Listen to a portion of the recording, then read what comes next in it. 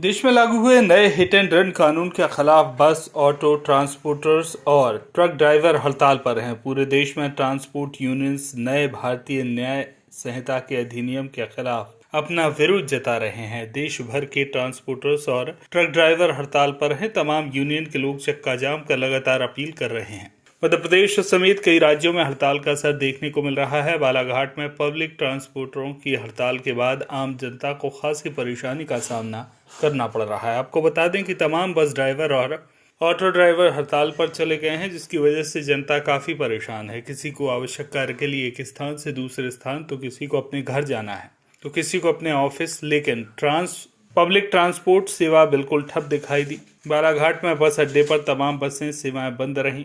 दरअसल केंद्र सरकार के हिट एंड रन केस में 10 साल की सजा और 7 लाख रुपए के जुर्माने का प्रावधान किया गया है, जिसके विरोध में तमाम बस और ऑटो चालकों ने हड़ताल कर दी। उनका कहना है कि इस तरह के कानून ड्राइवरों के हित में नहीं है। यात्रियों का कहना है हड़ताल होने के बाद पब्लिक बहुत परेशान है। इसी कड़ी में मध्य प्रदेश के बालाघाट में ड्राइवर संघ द्वारा बालाघाट नगर में विरोध प्रदर्शन करते हुए बस स्टैंड से प्रारंभ काली पुतली चौक, मेन रोड से हनुमान चौक, गोंदिया रोड सहित पुनः बस स्टैंड पहुंचकर समस्त ड्राइवर संघ ने अपनी मांगें, अपनी बातें रखी। उनके समर्थन में बालाघाट की पहली महिला कांग्रेस विधायक अनुभा मुंजारे ने कहा कि भाजपा सिर्फ और सिर्फ वोट बैंक की राजनीति करती है। उन्होंने भाजपा सरकार को खूब आड़े हाथों लिया। और विरोध काला कानून की बात को लेकर के आपने आज काफ़ी बड़ी संख्या पर रैली भी निकाली थी और विरोध प्रदर्शन कर रहे हैं। क्या लगता है ये कहाँ तक के संभव हो पाएगा? जानकारी सभी को है कि 20 दिसंबर 2023 को बुधवार के दिन देश के गृह मंत्री माननीय अमित शाह जी ने लोकसभा में बिल पास कर दिया गया है और ये ड्राइवर विरोधी बिल पास किया गया है। बिल में साफ साफ अमित शाह जी ने लोकसभा में खड़े होकर बोले कि अगर ड्राइवर कोई दुर्घटना करके वहाँ से जाता है तो उसको 10 साल की सजा और 10 लाख रुपए का जुर्माना होगा। भाई ये कौन सा कानून है? कई धोखे से आ जाते हैं सामने। हमेशा देखा जाता है जो नजरिया होता है, जब रोड पे जब एक्सीडेंट होता है तो हमेशा से नजरिया होता है कि बड़ी वाहन की ही गलती निकाली जाती है, और जब वाहन चालक अगर वो जो एक्सीडेंट हुआ है व्यक्ति को अगर अस्पताल पहुंचाने की भी अगर कोशिश भी करे, जरा सोचे भी, तो वहाँ की पब्लिक उसको मार डालती है और गाड़ी को आग लगा देती है। मजबूरी होती है ड्राइवर की कि वहाँ से गाड़ी लेके थाने में जाके उसको खड़ा होना पड़ता है, सरेंडर होना पड़ता है। हम इस काले कानून का विरोध करते हैं। ये पूरा ड्राइवर विरोधी काला कानून है, लेकिन ये ड्राइवर के साथ साथ आम जनता भी इससे प्रभावित होगी। ये कानून अकेले ड्राइवर समाज के लिए नहीं है, आम जनता के लिए। अगर जो व्यक्ति अगर गाड़ी चलाएगा और उससे कहीं दुर्घटना घटती है तो उसको भी 10 साल की सजा होगी और 10 लाख रुपए का जुर्माना उस व्यक्ति को भी होगा। आम जनता से भी हम अपील करते हैं कि ये हमारे ड्राइवर साथी की जो हमारी जो हड़ताल चल रही है, इस हड़ताल में आप लोग भी सहयोग करें, क्योंकि ये कानून खाली हमारे लिए नहीं है, ये कानून आपके लिए भी बन रहा है। अगर आज हम नहीं जागे तो ये काला कानून लागू हो जाएगा और हमारे भाई बेरोजगार हो जाएंगे। सुरक्षा की दृष्टि से बात करें और हमारे परिवार के लोगों को रोड पे आना पड़ेगा। सुरक्षा की दृष्टि से बात करें आप, तो अभी आपने आगामी समय के लिए क्या कहा है? नहीं, अभी हमारा लगातार ये अनिश्चितकालीन हड़ताल है। हमने प्रशासन को यहाँ आवेदन दे चुके हैं और हमारी जब तक मांगे पूरी नहीं होगी, जो काला कानून वापस नहीं होगा, जब तक हमारे निरंतर हमारा धरना प्रदर्शन, चक्का जाम आंदोलन लगातार चालू रहेगा।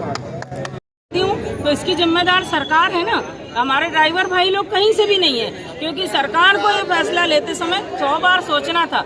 ऐसा फैसला है जो कि बिल्कुल मानने योग्य नहीं है। तो जल्दी से जल्दी सरकार अगर चाहती है कि जनहित की सुविधाएं, जो जीवन उपयोगी सुविधाएं, जो दैनिक जरूरतों के सामान अगर हमें हमारे आम जनता को मिलते रहे समय पर, तो तत्काल शासन प्रशासन को फैसला लेना चाहिए, इन ड्राइवरों के पक्ष में, हित में फैसला लेना चाहिए, जिससे सुचारू रूप से स्थिति निर्मित हो सके। आप स्वयं जनप्रतिनिधि होने के नाते जन जीवन को जो अभी प्रभावित हो रहे हैं, इस संबंध में आप देख सकते हैं कि पूरा जो शहर है आज यहाँ पर आवागमन की बात करें तो आवागमन भी प्रभावित हो रहा है, इस संबंध में क्या कहना है? मैंने कहा ना कि इसके लिए शासन प्रशासन जिम्मेदार है, क्योंकि सरकार ने, केंद्र सरकार ने, हमारे माननीय गृह मंत्री जी अमित शाह जी ने निर्णय लिया है या उनने इस प्रस्ताव को लेकर आए हैं।